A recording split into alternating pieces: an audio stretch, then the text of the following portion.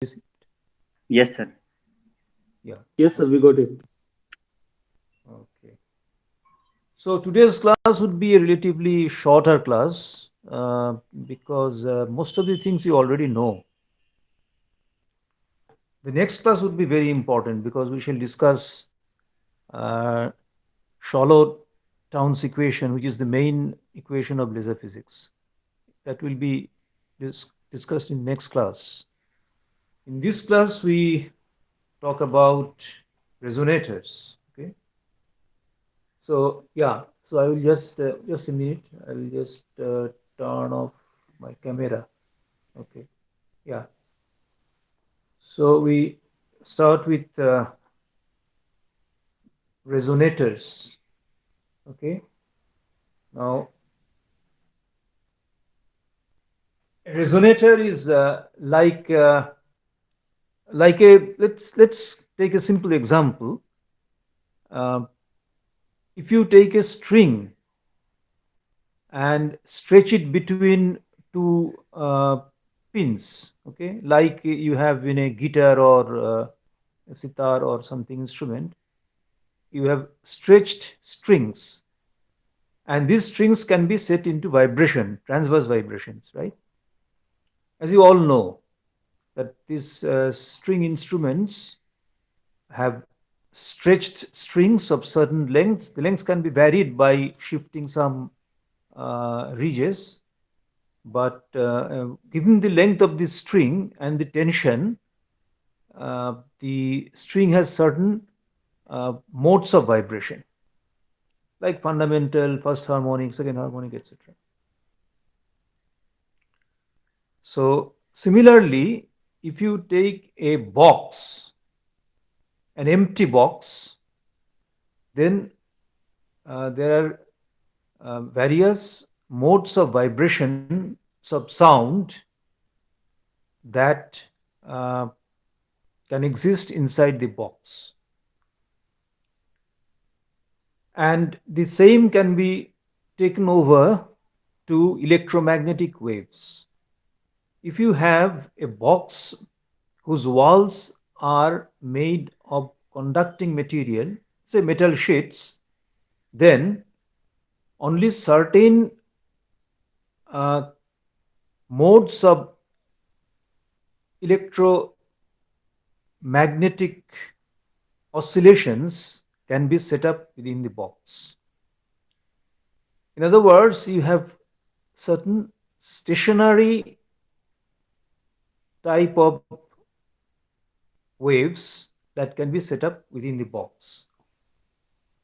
These uh, stationary modes can be obtained by solving equation 6.15, as you can see there, that is del square E or Laplacian of B equal to 1 by C square del 2E del T square. If you solve this equation, you get the uh, solution, and then this solution has to satisfy boundary conditions. So if you just scroll down, you see that just scroll down to equation 6.16. Surendra, hello. Yeah. Yes, So sir. suppose plane waves are set up uh, within the box. So the equation for the electric field would be something like ERT equal to E0 exponential of IK dot R minus omega t. That's the form of a plane electric wave. The magnetic wave would have a similar form, except that it would be for a propagating electromagnetic wave, the magnetic field would be at right angles to the electric field and also the direction of propagation. In other words, if the direction of propagation is along the z direction, then the electric field, if it is in the x direction, the magnetic field will be in the y direction, like that. But that is for propagating fields. That is not necessarily true of stationary electromagnetic fields. But anyway, electromagnetic phenomena are mostly controlled by electric field. So the focus is on electric field. Now, this the equation 6.16, which gives the general form of a plane electric wave, is not the type of wave that you will have inside a box whose walls are made of metal sheets or conducting sheets, because uh, because stationary waves will be set up inside the box. So you have to, as you know, to set up, say for example, going back to the case of sound waves, if you have a sound wave of say of the form, say a cos uh, kx minus omega t, then this sound wave is propagating along the x direction, moving from left to right, that is moving towards the positive direction of the x axis. Now if I superpose on this another sound wave of the form a cos kx plus omega t, then this superposition of the two plane waves will result in stationary waves, right? If I add cos kx minus omega t to cos kx plus omega t, the result is 2 cos kx into cos omega t. So the space and the time parts get separated, which means that the wave is now not a propagating wave but a stationary wave, right? Is it clear? In a propagating wave, the argument of the cos or sine function would be something like kx minus omega t or kx plus omega t. But in a stationary wave, the space and the time parts are separated, like cos kx and cos kx into cos omega t. So there is no propagation. Similarly, for electric waves, superposition of forward and backward moving waves will lead to uh, electric fields of the form given by equation 6.17. Now, because electric field is a vector field, so this has three components, Ex, Ey, and Ez. So let us look at Ex, for example. Ext equal to E0 xt cos kxx times sine kyy times sine kzz. Now, similarly, for EYT, you have E0 yt sine kxx, like that.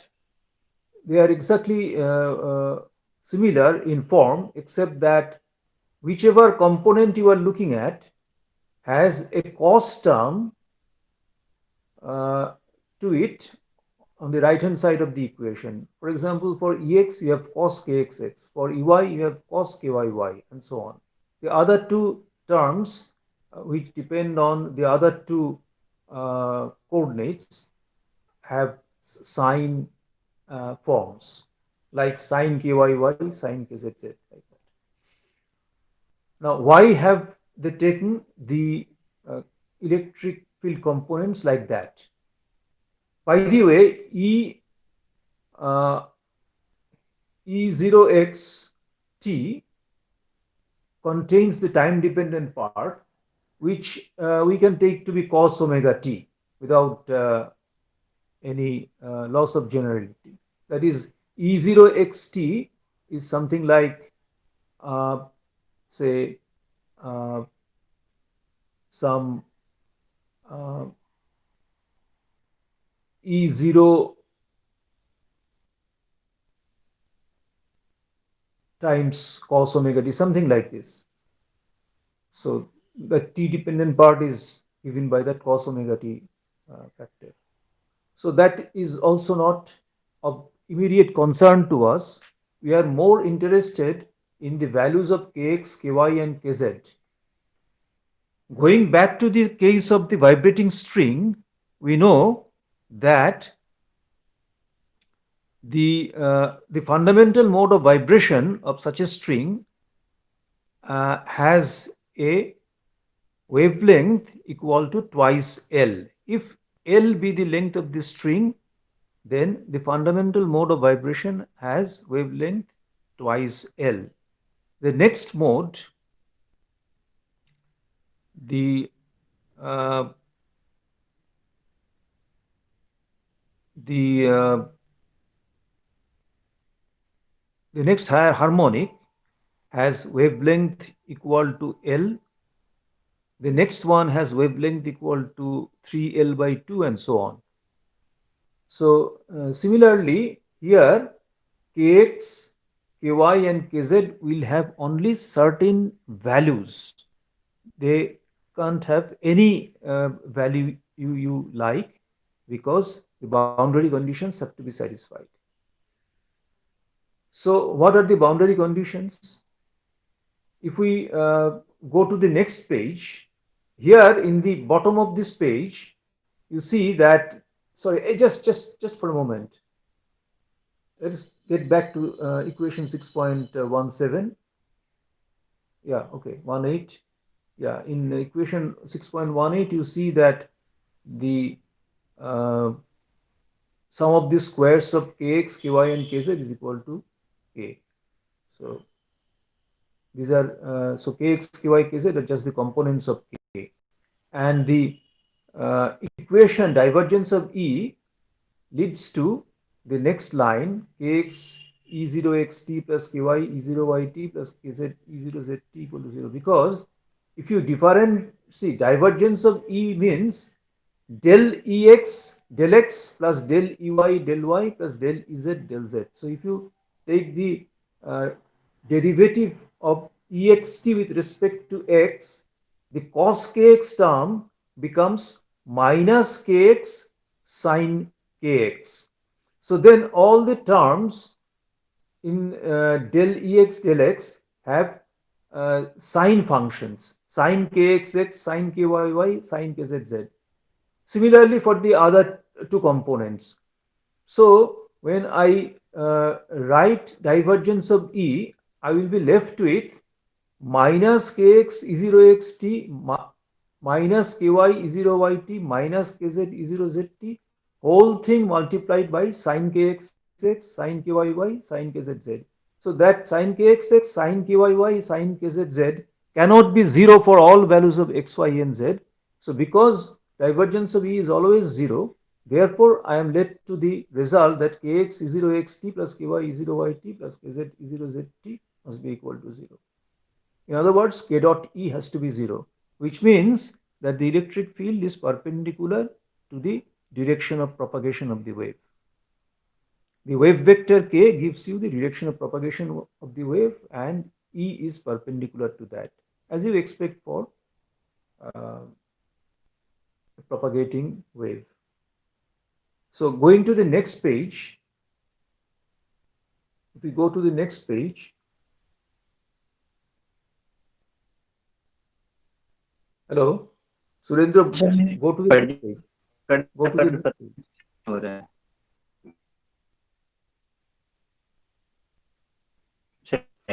उतार रहा हूँ तो नहीं हो रहा है। एक बार stop करता हूँ पीछे। Okay.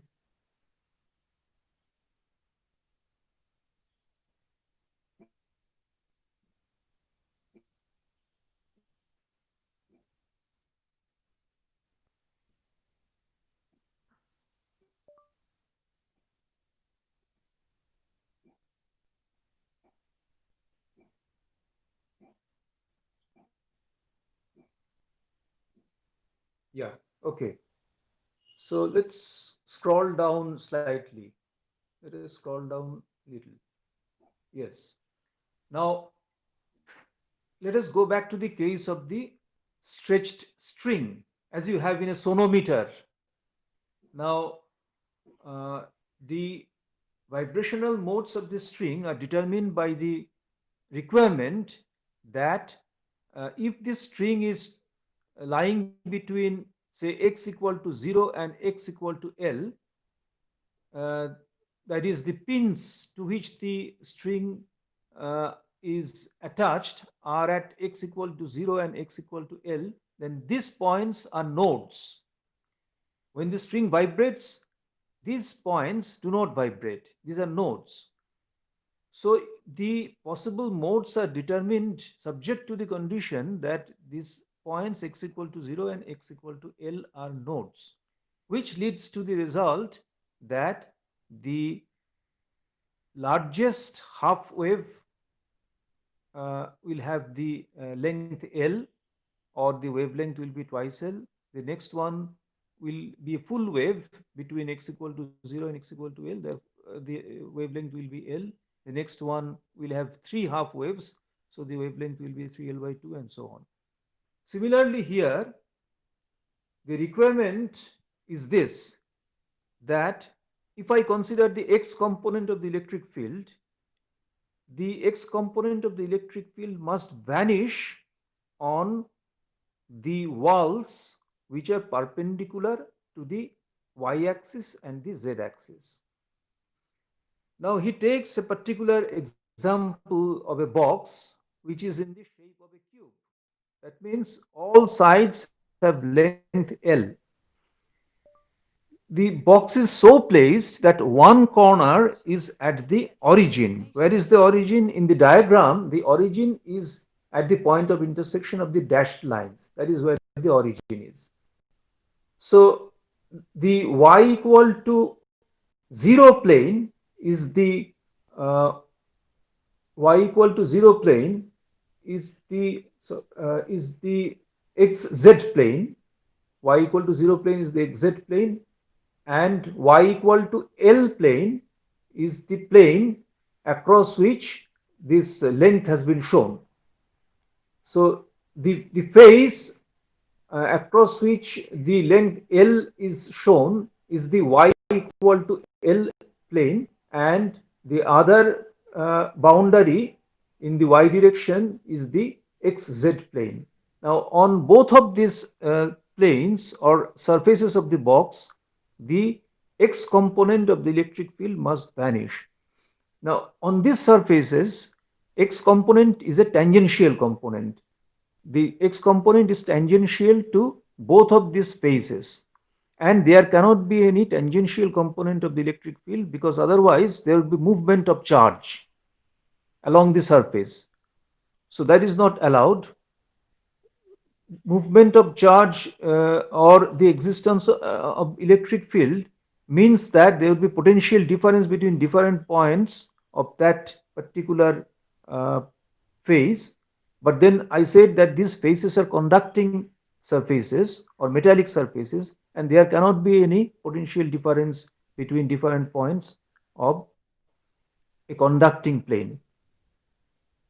So there being no potential difference, there cannot be an electric field in the tangential direction. Therefore, Ex must vanish both on the xz plane as well as on the plane where y is equal to L. So this requires that ky must be such that cos ky into L must be 0. I want ext to vanish. So I require sine ky into y to be 0 at y equal to L. Already when y is equal to 0, that is on the xz plane, sine kyy is already 0 because y is 0. But I also want sine kyy to be 0 at y equal to L. So what must be the value of ky? The value of ky must be an integral multiple of pi, because sine of an integral multiple of pi is 0. So ky must be such that ky is equal to an integral multiple of pi divided by the length L. So that is why they have written ky equal to n pi by L.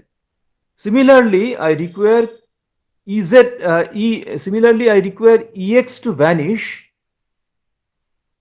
on the, sorry, just scroll upwards, just once again I want to look at the box. Yes, I want Ex also to vanish on the surfaces which are perpendicular to the z axis. Now one such surface is the xy plane and the other surface has z equal to L. So I want Ex to vanish on the xy plane. uh, I want it to vanish on the xy plane and I want it to vanish on the plane for which z is equal to L. Now, so I want sine kzz, which is the last term of the expression for ext. Sine kzz is the last term in the expression for ext, and sine kzz must vanish at z equal to 0 and z equal to capital L. Now already if I put z equal to 0, if I put z equal to 0, then sine kzz is 0 anyway. So, so all we want is that sine kzl be equal to 0. This means that kzl should be an integral multiple of pi. So kz is equal to some integral multiple of pi divided by L, and that they have written as q pi by L. So proceeding in the same way, I want Ey to vanish on planes perpendicular to the x-axis and perpendicular to the z-axis. This requirement means that kx into L should be an integral multiple of pi. So they have written kx equal to m pi by L, and already kz is an integral multiple of pi divided by L, that is q pi by L. So if you put that same value of kz in the expression for Eyt, you will find that Uyt will vanish at z equal to 0 as well as at z equal to L. So we are left with the conditions that kx will be m pi by L, ky would be n pi by L, and kz will be q pi by L, in order to satisfy the requirement that the electric field has zero tangential components uh, on the bounding surfaces of the box. Okay. Now, the corresponding modes of vibration are called transverse electromagnetic modes and represented by the symbol TEM MNQ as written below. But actually, you are more interested uh, in what is written as TEMMN, because as we shall see later, we choose the z direction as the axial direction, or the direction in which we would want the laser beam to come out. Now, the box as considered above is just an empty box. It does not have any lasing medium in it. The box serves only to specify or uh, limit the number of possibilities, the number of types of electromagnetic waves, including light waves, which may exist within the box. When you put a lasing medium within the box, then that lasing medium can emit radiation, and if there were no uh, aperture or scope for the radiation to come out of the box, the radiation would accumulate inside the box, and it would heat up, and then you will have a problem with the box. But then the main problem is that there must be some aperture, or one of the walls of the box must not be perfectly conducting or reflecting, so that part of the radiation can come out. So usually the box is so designed that the radiation come out through one of the surfaces perpendicular to the z axis. In other words, the radiation comes out in the z direction. That is the normal uh, choice of directions. So the various modes of oscillation are referred to as TEM MN, leaving Q uh, aside, so that you can assign different values, of course integral values of Q, to specify the uh, modes.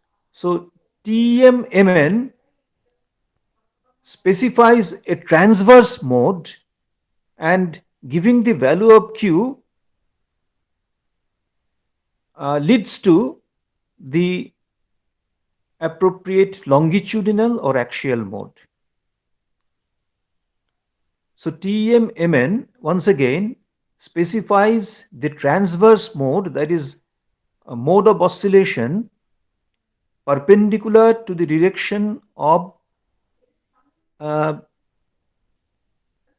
ultimate uh, emission of the radiation, while specifying Q gives you the corresponding longitudinal or axial mode. As we shall see in a minute, we are actually interested in the value of Q more than we are interested in the values of M and N. But I will say just a few words about this, uh, the influence of M and N on the type of emitted radiation. So in a laser device, you have a lasing medium which has either a definite volume because it's a solid, like a ruby laser, or say uh, say calcium fluoride doped with uranium, that sort of thing, or uh, for example, uh, YAG ND laser. These are solid state lasers, and they have their own definite volumes, and you try to uh, give them definite shapes by cutting and polishing. Okay, so uh, so they don't require to be put inside a metal box.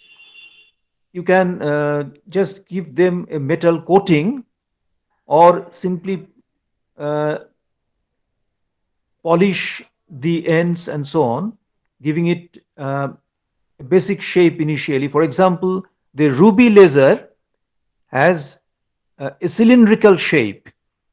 Okay, and uh, the the uh, the direction along the length of the cylinder is the axial direction, and that is the z direction. So the laser radiation comes out along that direction, and uh, if you cut the rod, and you are left with two circular sections at the ends, and these circular sections are very highly polished by the manufacturer. We shall come to this. So the ruby laser has the shape of uh, a cylinder, whereas semiconductor lasers have the shape of rectangular boxes, very thin, small rectangular boxes. Okay, But gas lasers have to be put inside some boxes because gas has no definite volume. It spreads uh, everywhere within whatever volume you provide to it. So gas lasers like helium neon lasers must be put inside a suitable box, and what they do is that they fill a tube with the uh, gas of interest, for example, mixture of helium and neon, and then the reflection that you need from the ends is provided by mirrors set outside the glass tube or quartz tube, which is filled with the gas. So if you move to the next page, page 80, or the next page, yes, in the next page, they are discussing the number of possible modes of vibration within a wave number range k to k plus dk, or an angular frequency range omega to omega plus d omega. But this we need not discuss in details because we already know the expression. For example, if you look at equation 6.23, if you look at 6.23, uh, just above, at the end of this page, at the bottom of this page, 6.23, we go, yeah. So that is a very familiar expression because you have encountered it in connection with the derivation of Planck's law. Okay, for example, we have encountered it when we discussed Einstein's theory of uh, emission and absorption. There we derived, there we tried to find out the values of the Einstein A and B coefficients by comparing Einstein's expression for uh, density, energy density of radiation with that of Planck. In that uh, work, when discussing that chapter, we have already encountered this expression for rho omega d omega equal to omega square d omega by c cube pi square. So we need not try to rederive this. If you wish to, you can go through the steps in this page starting from equation 6.20. You can just go through this if you wish to. This is very straightforward, but this is not really a new thing for you because you have already encountered this when you derive the expression found by Planck for the density of uh, uh, for the energy density in black body radiation. So this formula omega square d omega is c cube pi square is already known to you.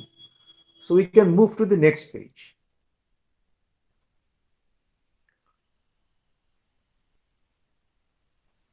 In the next page, what they are trying to do is give an idea about the number of modes within a certain frequency interval nu to nu plus d nu. Here they have taken d nu equal to 2.5 10 to the power 14 hertz, which is very, very large because nu is 5 into 10 to the power 14.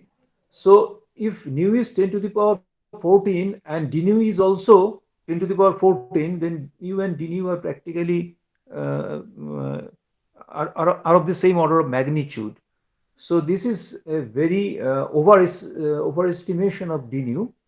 I would suggest that you take d nu equal to 2.5 into, say, 10 to the power 12 hertz rather than 10 to the power 14 hertz. Then if you take d nu equal to 10 to the power 12 hertz, rho omega d omega would be 5 into 10 to the power 10, just down by a factor of 2.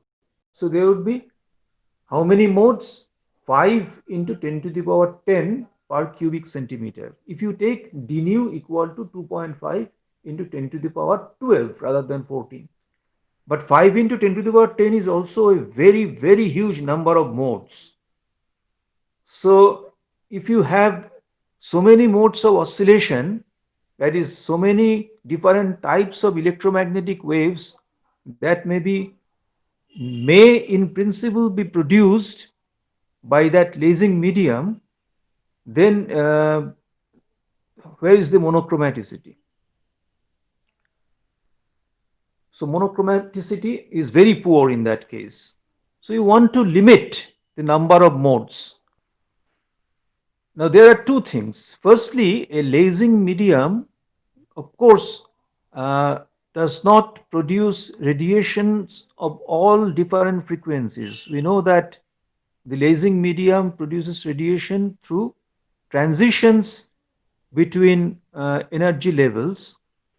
Basically, when an atom of the lasing medium jumps down from a higher energy level to a low energy level, uh, either because of spontaneous emission or via stimulated emission. So there are a finite number of energy levels and a finite number of transitions are possible. So anyhow, so many modes are not really uh, actually producible by the lasing medium, but the resonator, in other words, the laser device, whether it is uh, a ruby laser or any solid state laser, or whether it's a gas laser which is put inside a quartz or glass tube, uh, it still can oscillate in many different modes. So if you want a very, very well defined, highly monochromatic beam, you have to restrict the number of possible modes of oscillation.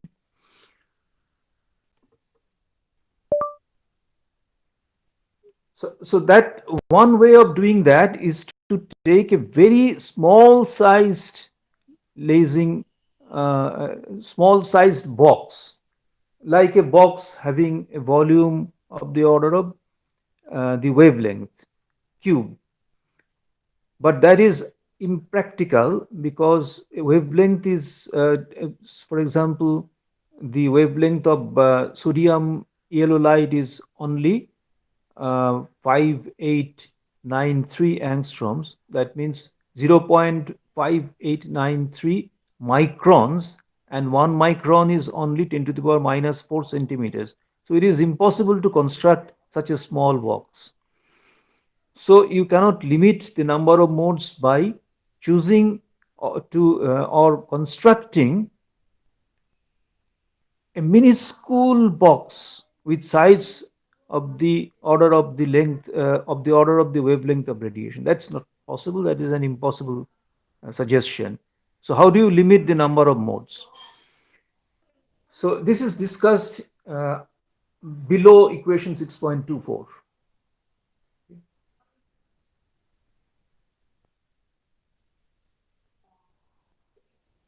You have then a section starting with the heading open resonators. Just under this, yes. So the solution to limiting the number of modes of oscillation was suggested by Sholow and Townes, and separately and independently by Prokhorov. Sholow and Townes were Americans, and Prokhorov was a Russian physicist, and they independently gave the same solution. And incidentally, although the first laser was constructed in US, the Russians were very quick to follow, and initially the most powerful lasers were constructed by the Russians. But that is a different story. We shall come to that if necessary later on. So what are open resonators? Open resonators are not like closed boxes. Open resonators comprise of a pair of reflecting or conducting surfaces separated by a distance. Suppose these reflecting or conducting surfaces are so placed that they are perpendicular to the z axis. So, uh, these are the only bounding surfaces. They are perpendicular to the z axis. There are no surfaces perpendicular to the x axis or y axis. So, any radiation which propagates in the x or y direction and uh, passes over the uh, the reflecting surfaces will be lost forever. For example, if you consider a radiation which propagates along the x direction, now this radiation will be lost because it will not be reflected back. There are no reflecting surfaces perpendicular to the x direction. Similarly, any radiation which propagates in the y direction will be lost. Only radiation that propagates along the z direction or nearly along the z direction will get reflected back. So only those modes which are basically modes with zero values of m and n and finite value or values of q will be supported by this kind of resonator.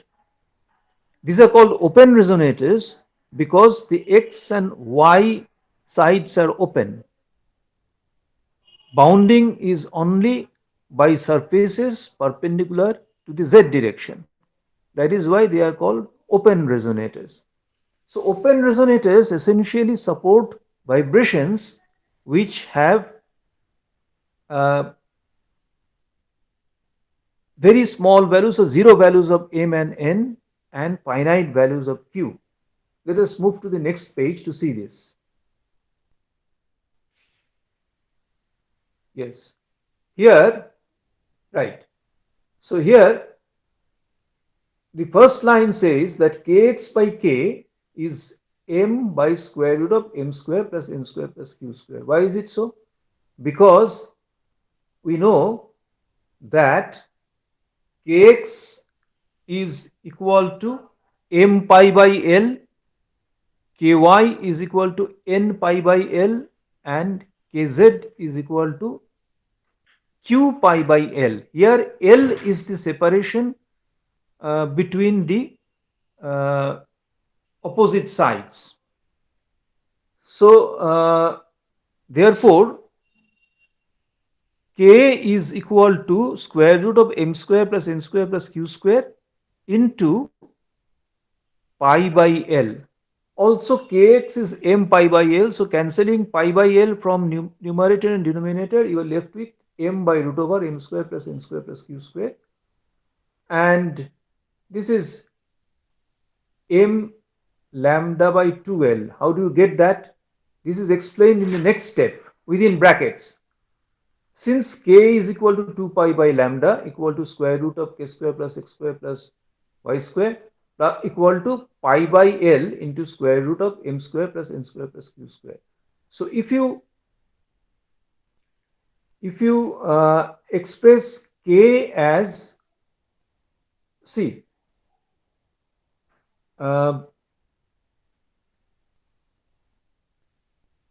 the last term within brackets is square root of m square plus n square plus q square. So how do you express square root of m square plus n square plus q square in terms of L and lambda? You see that 2 pi by lambda is equal to pi by L into square root of m square plus n square plus q square. Therefore, root over m square plus n square plus q square is equal to 2L by lambda. This they have put back in the first equation. They have put root over m square plus n square plus q square equal to 2L by lambda, and then manipulated the expression so that it becomes m lambda by 2l. Similarly, ky by k is n lambda by 2l and kz by k equal to q lambda by 2l. Now, if, as I said, uh, the x and y sides are open, then any radiation which has uh, so basically you can imagine that if x and y sides are open, the box in uh, effectively is like a rectangular box, two of whose sides are infinite in length and one side has length equal to L. Try to see it like this. You have an open resonator where there are two conducting planes separated by distance L. These conducting planes are perpendicular to the z axis. There are no conducting planes perpendicular to the y axis and x axis. So you can imagine that these planes are there, but they are at infinite distance. In other words, for them, L is infinite. If L is infinite, then it immediately follows that kx and ky will be 0. Because say kx equal to m pi by L. Now if L is infinite, then kx is 0. Similarly, ky is 0. So you can ignore kx and ky and only focus on kz.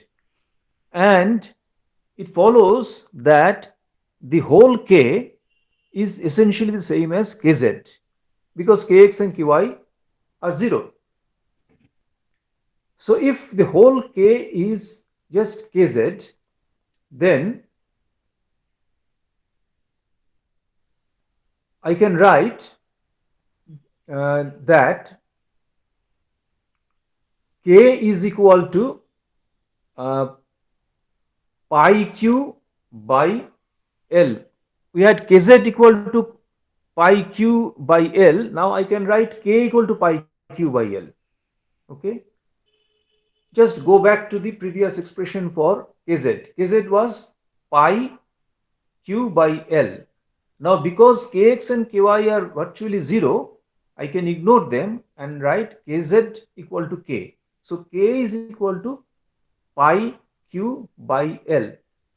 If k is equal to pi q by L, then what is omega?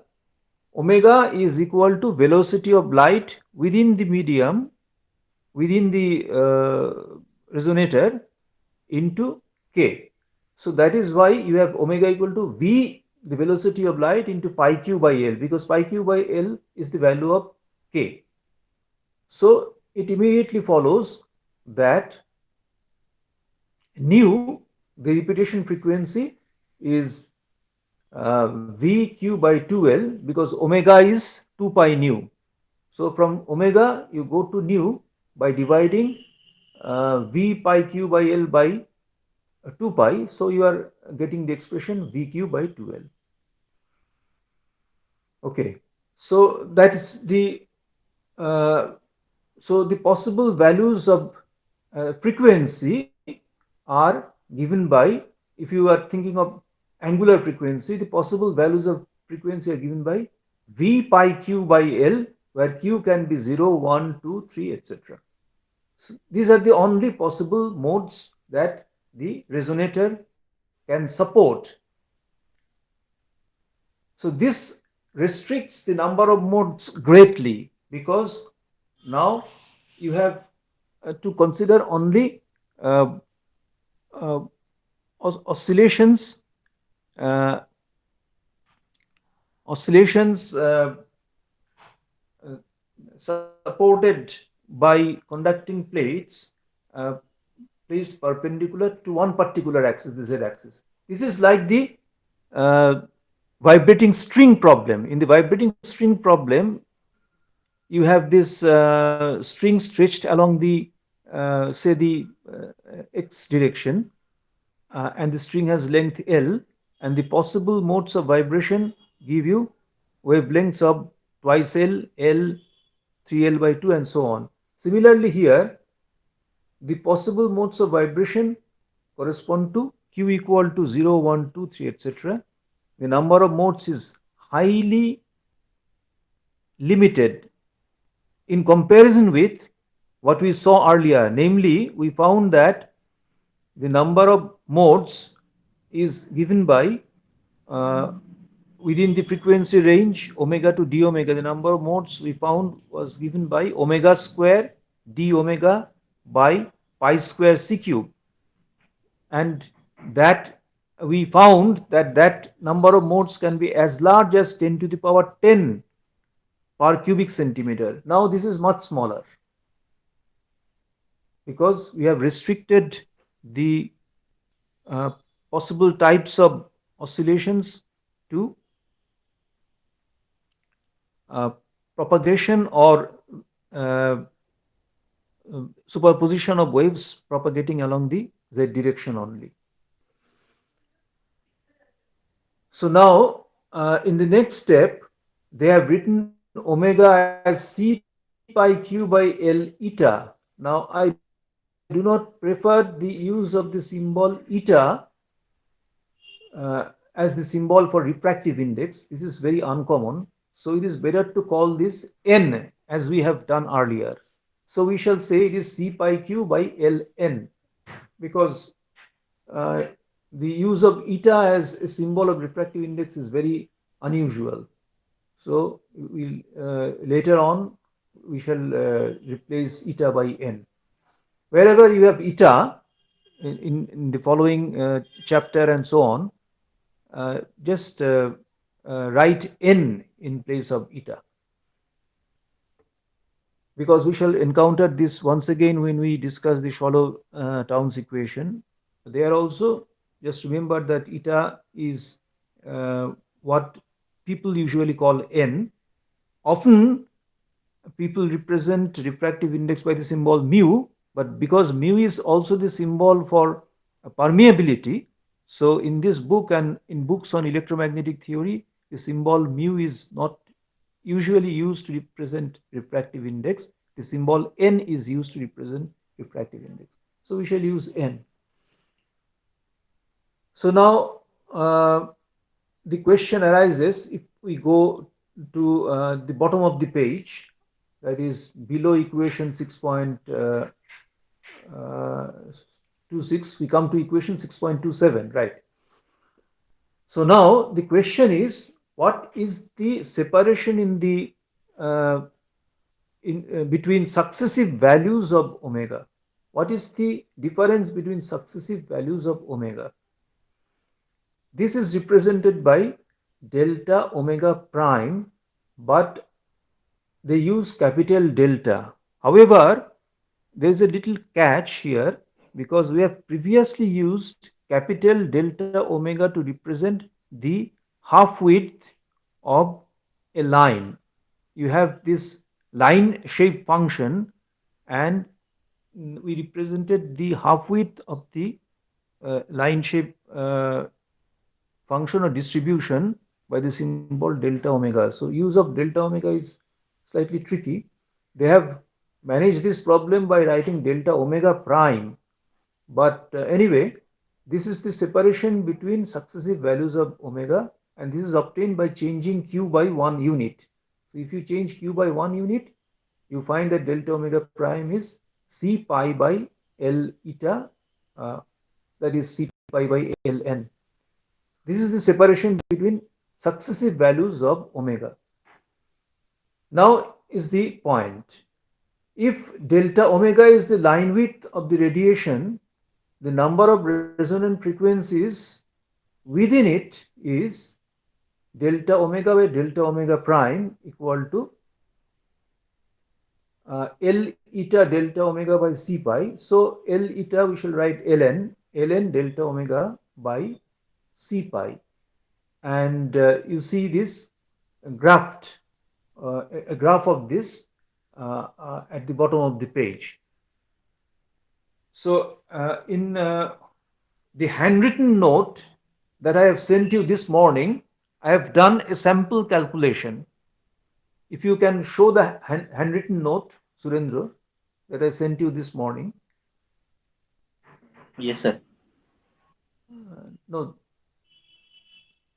no, the handwritten notes. This is the next. Yeah, yeah. Okay. So here, suppose the separation between the reflecting plates or conducting plates is L. So the possible values of wavelength are given by twice L by M as for a vibrating string. So from this, it immediately follows that the possible values of angular frequency are given by M pi V by L. So just as we have found, except that in Lord's book, this M is written as Q. We have Q pi V by L, which I have written as M pi V by L. So separation between successive modes is given by pi V by L, which is the same as given in Lord's book, and separation between new values is given by V by 2L. Dividing delta omega by 2 pi, you get V by 2L. This is the separation between successive values of nu. So suppose the velocity of light within the medium is uh, the same as the velocity of light in vacuum, that is 3 into 10 to the power 8 meters per second. And suppose the length L is 0.5 meters, that is 50 centimeters. This is a typical length for a gas laser. But gas lasers are sometimes much longer devices. For example, it can be as long as 5 meters. So this is a rather small gas laser, like the type of gas laser that usually MSc labs purchase. We still do not have a laser, a gas laser in our MSc lab. But if we can purchase one, a helium neon laser, which is the cheapest type of gas laser, you will find that the length of that device is around 50 centimeters. So I have taken L as 0.5 meters. If L is 0.5 meters, then delta nu, the separation between successive modes, is 3 into 10 to the power 8 hertz, right? Because this is obtained by dividing V by twice L. So if L is 0.5 meters, twice L is 1 meter, and therefore delta nu is 3 into 10 to the power 8 hertz or 0.3 gigahertz. Okay. Now, due to Doppler effect, because we know that for gases, for gas lasers, the main line broadening mechanism is the Doppler broadening mechanism. So if you have helium neon laser, its lines, or considering one particular spectral line, it will be broadened mainly due to Doppler effect. And what is the typical line width or half width? As we have seen earlier, the typical half width is around 1.15 or 1.2 gigahertz at a 1.13. temperature of 1315, 1.2, depending, it will depend slightly on temperature and things like that. So that is at 1000 degrees Kelvin. If we take a temperature of say 1200 degrees Kelvin, it will become 1.2 um, gigahertz, something like this. So how many of the modes of oscillation will be under the half width of the uh, Doppler broadened line? That you obtain by dividing 1.15 by 0.3, because 0.3 is the separation between successive lines. So if you perform this division, you obtain something which is, if it were 1.2, you would obtain 4. If it is 1.15, you obtain something like 3.7 or whatever. So you have to take the integral number. If you want to say that so many lines are there, you have to take the integral value uh, corresponding to the ratio 1.15 by 0.3. The integral value in this case will come out to be 3. But if it were 1.2 gigahertz, then the integral value would be 4. So under this line, I have drawn a graph where I have shown the profile corresponding to the Doppler broadening mechanism. This is a Gaussian distribution, as we know. Doppler broadening leads to Gaussian distribution of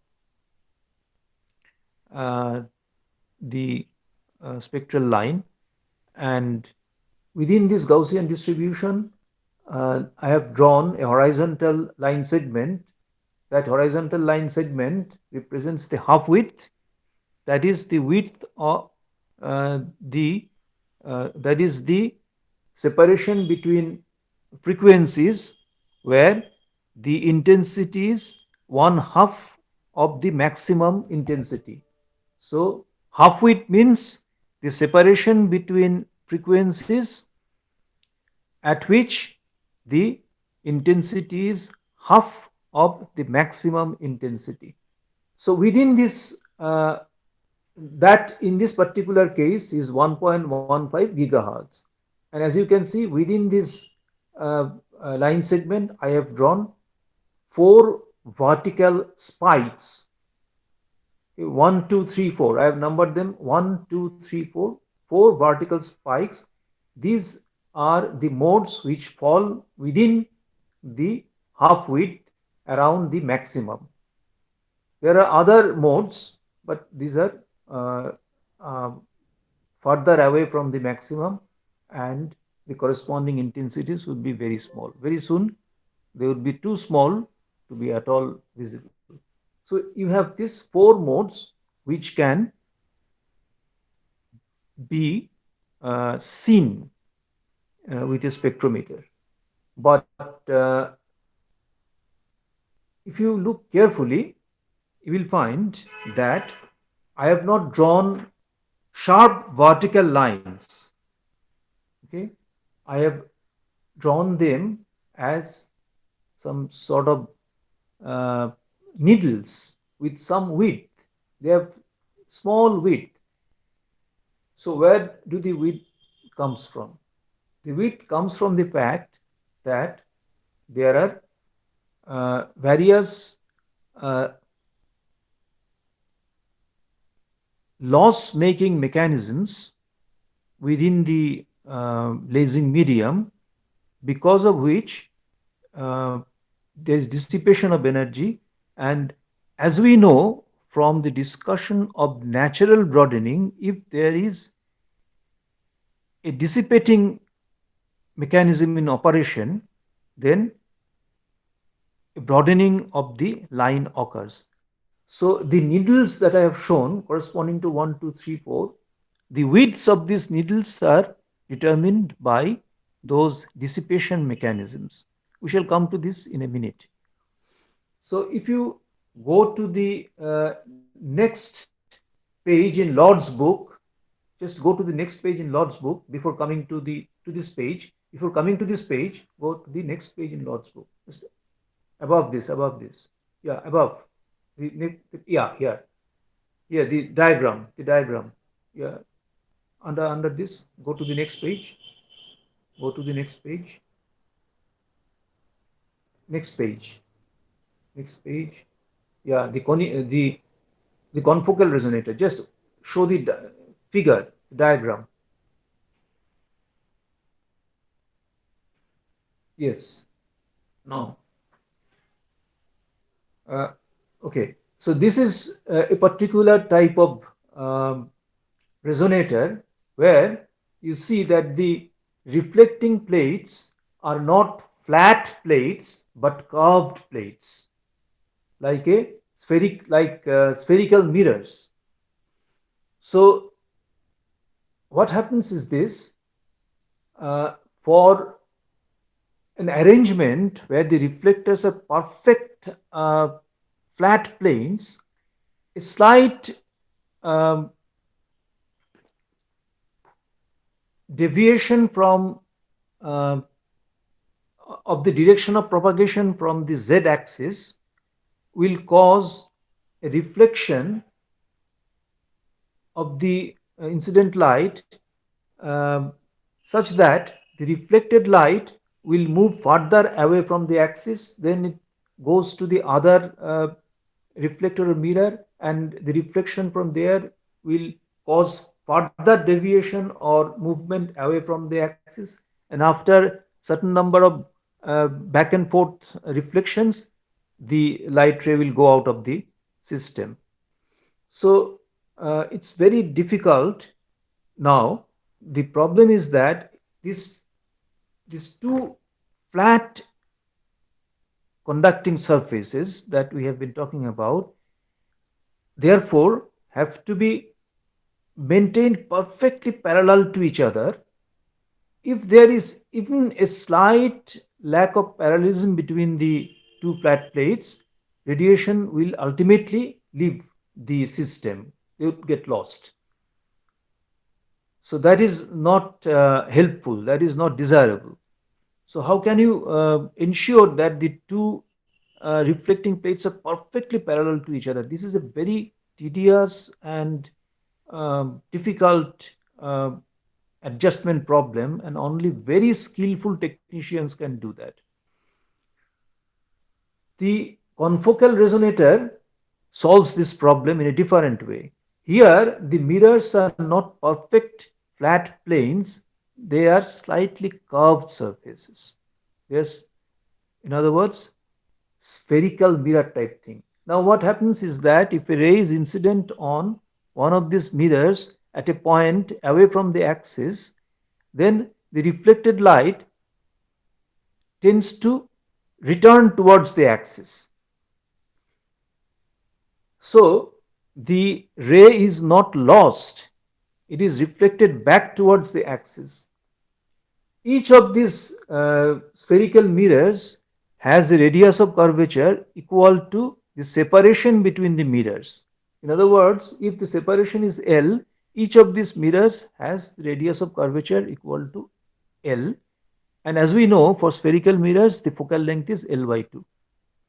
So, what happens here is that if a ray is incident at a slightly uh, uh, different direction than the z direction, it does not get reflected in such a way that it moves further away from the z direction. The reflection brings it again back towards the z direction. So the rays stay within the uh, resonator system for a long time, going back and forth between the two mirrors. And ultimately, part of this is taken out through a hole or something in one of the mirrors. So the confocal arrangement ensures that the amount of energy that is released by the lasing medium between the placed between the two mirrors stays between the two mirrors for a long time, so that uh, stimulated emission can go on uh, for a long time, and a powerful beam is produced. So confocal arrangements are the chosen type of arrangement now. Now, if you go to the second page of the handwritten note, just for a moment, yeah, here. So I have shown the confocal arrangement. So the lasing medium is placed between the confocal arrangement. This I have shown as a rectangular box, and the mirrors are mirror 1 and mirror 2 are outside this box. And the radiation that comes out through a hole in uh, one of the mirrors has intensity I0 e to the power minus 2x square plus y square by omega w0 square. This I had told you long ago, that this is the kind of distribution of energy within the beam. If you move away from the z-axis, that is, you have values of x and y not different from 0, so the intensity falls off like a Gaussian function. This is the kind of beam that is produced by a confocal resonator. The output beam has a distribution of intensity given by that sort of function, a Gaussian distribution. So as the beam propagates along the z direction, the width W keeps changing and it becomes W0 into 1 plus lambda square z square by pi square W0 to the power 4 to the half when the distance from the output mirror is equal to z. So the width of the beam W keeps increasing as you move away from the mirror. In other words, there is a slight uh, uh, angular divergence in the beam. It is not a perfectly parallel beam. It has a slight angular divergence that you can calculate from the expression for W. That I think we had discussed earlier, so I will not go into that. So here is what you have with a confocal uh, arrangement. There is a laser beam coming out through a hole or something in one of the mirrors, and the intensity within the beam follows this distribution law. Okay, so let's go back to the last page of today's talk. Just the one before that. Yeah, here, okay. The quality factor. Now, this is just what I was talking about, that because of certain loss mechanisms like absorption or um, some sort of scattering, etc., or collisions between atoms, energy is dissipated. Now, to calculate the monochromaticity, you define a quantity Q, which is called the quality factor. Quality factor is omega into energy stored in the mode divided by energy dissipated per second in the mode. Okay, so you can say Q is equal to omega, the frequency of the mode, into energy stored uh, per unit volume. Okay, uh, where by energy stored I mean energy of frequency omega stored per unit volume divided by energy dissipated per second per unit volume, like that. So this kind of definition is something that we are familiar with from the analysis of LCR circuits. In the theory of LCR circuits, you have a uh, uh, you define a uh, the quality factor Q factor, that is what we refer to it. That is, uh, we say it is the frequency of uh, at which the LCR circuit has a resonance. The resonance frequency of the LCR circuit, which is, as you know, is given by root over the frequency of an LCR circuit at resonance is given by 1 by root over LC. So that is what they call omega 0 something. And the width of the resonance or the frequency response curve for the LCR circuit is given by, what is the expression for the width? It is R by L. So omega 0 by delta omega that we calculate for LCR circuits is omega 0 L by R. R is the resistance in the circuit and L is the inductance. So there also, if you look carefully, I can ask you to do it as a problem. Show that even in the case of the LCR circuit, the Q factor is given by omega 0, the resonance frequency of the LCR circuit, into energy stored in the LCR circuit divided by energy dissipated per second. Energy stored in the LCR circuit is in the form of magnetic energy plus electrical energy, that is as half Li square and as half Q square GV. by C. Yeah, there are two terms, half Li square and half Q square by C. The sum total of these two is the energy stored, and the energy dissipated per second is given by Ri square, like that. So you have to average over a cycle of oscillation, and you will find that the expression for Q for the LCR circuit is exactly this, the same expression you will obtain. So that definition is carried over to laser physics now. Now you have to figure out how energy is dissipated. So generally, the dissipation is governed by the equation minus dw E equal to a wt dt as given in 630, and the solution is w equal to w0 exponential minus at. Then they define a mean life tau c or decay time tau c as a time after which w becomes uh, w0 into e to the minus 1 exponential of minus 1. So from that, if I define tau c as the decay time, I find that tau c is 1 by a. Therefore, finally, I have wt equal to w0 exponential minus t by tau c. Just go to the next page. That will be the end of it. Just the next page. Yeah, here.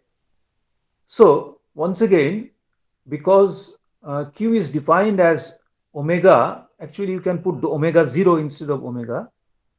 You can write it as omega 0 into wt divided by energy dissipated per second, but energy dissipated per second is dw dt, so they have taken it to the left hand side and write this equation minus dw dt equal to omega or omega 0 into w by q. Then solving this equation and relating tau c to q and omega, they ultimately arrive at this equation q equal to omega by delta omega as expected. So that also matches with what we have for LCR circuits. Okay.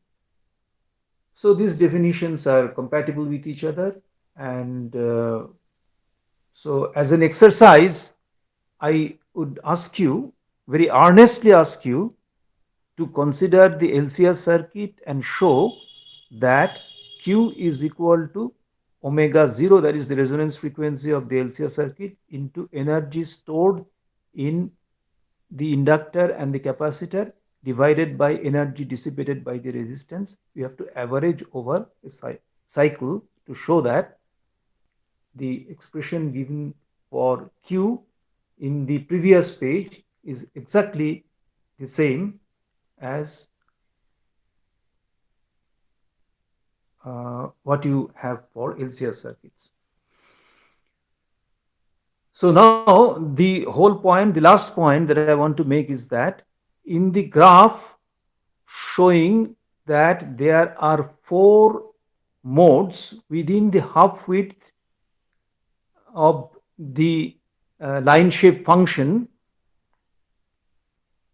the 4 modes are not represented by vertical lines but by needle like thing with uh, certain thickness, not very thick, they are thin, but they are not absolutely like zero thickness lines. The lines have certain thickness. These thicknesses correspond to the fact that these modes, the 4 modes which are allowed, they have their own widths, and these widths are governed by the loss mechanisms. And these widths are finally the quantities which determine the degree of monochromaticity of the emitted laser radiation. Now, out of these 4 modes that we have seen in the handwritten note, only one mode will ultimately uh, dominate over the others, that is win in a sense, and laser radiation would correspond to that winning mode. How is the winning mode determined? That we shall discuss in the next class. Okay, so we stop now, right? Okay. Okay, sir. Hello.